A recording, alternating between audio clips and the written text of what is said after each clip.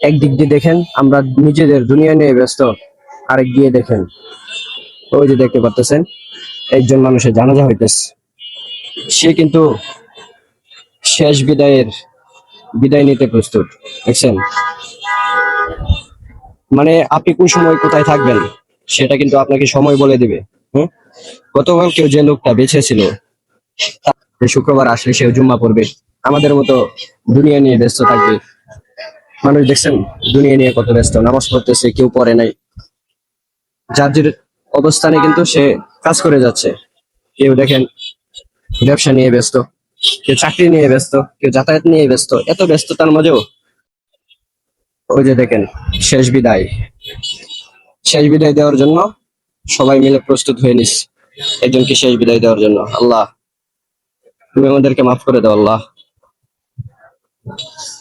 আমাদের বুঝে আসে না।